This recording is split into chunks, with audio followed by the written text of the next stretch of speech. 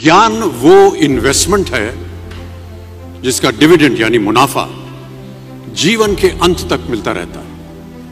मैं ऐसा मानता हूं कि एक सामान्य जिंदगी जीने के लिए इंसान को रोटी कपड़ा और मकान के अलावा अगर किसी चीज की सबसे ज्यादा जरूरत होती है तो वो है शिक्षा, एजुकेशन।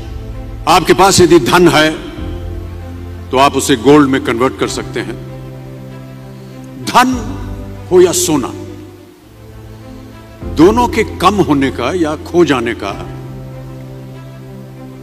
डर हो सकता है, पर यही धन को अगर हम नॉलेज में कन्वर्ट करते हैं तो वो कभी कम नहीं होगा और ना ही उसकी चोरी हो सकती है।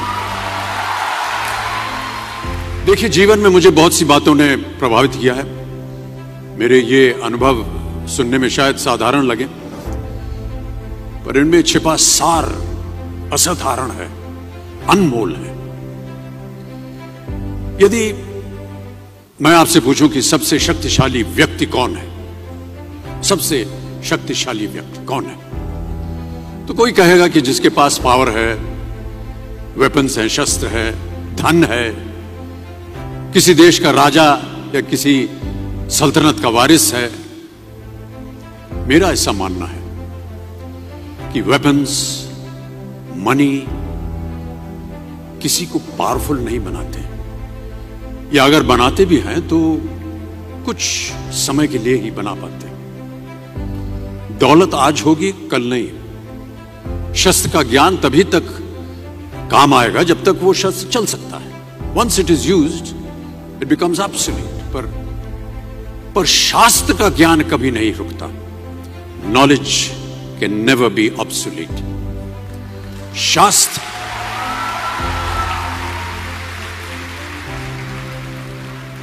शास्त्र ज्ञान शस्त्र ज्ञान से ज्यादा असरदार, प्रभावशाली और शक्तिशाली होता है।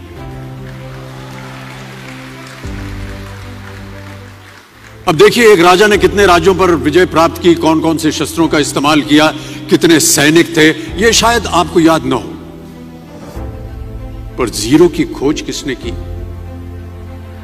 बल्ब का आविष्कार किसने किया, राष्ट्रगान किसने लिखा, ओथेलो मैकबेथ की रचना किसने की, ये आपको जरूर याद रहेगा।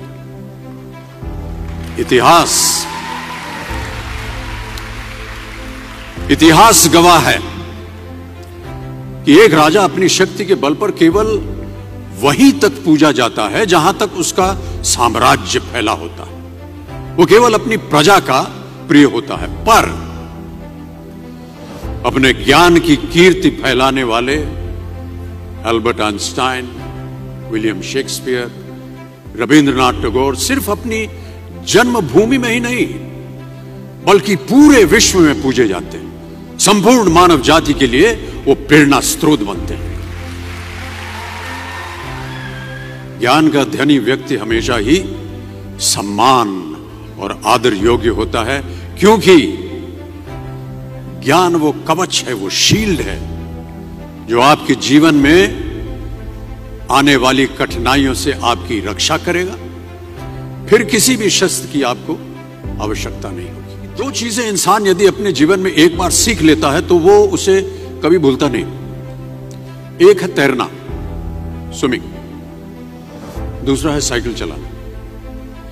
सालों बाद भी अगर आप इन क्रियाओं को करेंगे तो कभी भी इस बात की चिंता नहीं होगी कि आपको स्विमिंग करना या साइकिल चलाना याद है कि नहीं।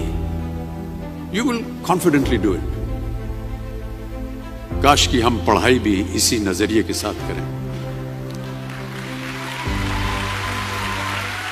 that when you will chase knowledge, numbers will always follow.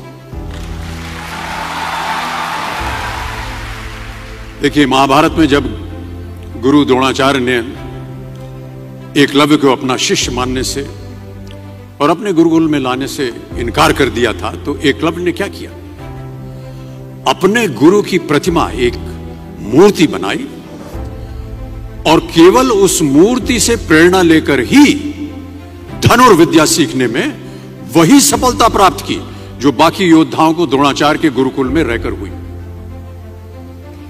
उस प्रतिमा के रूप में एकलव्य को हमेशा अपने गुरु के पास रहने का एहसास था। और जब गुरु साथ में हो तो सफलता हासिल करने से आपको कोई भी नहीं रोक सकता है।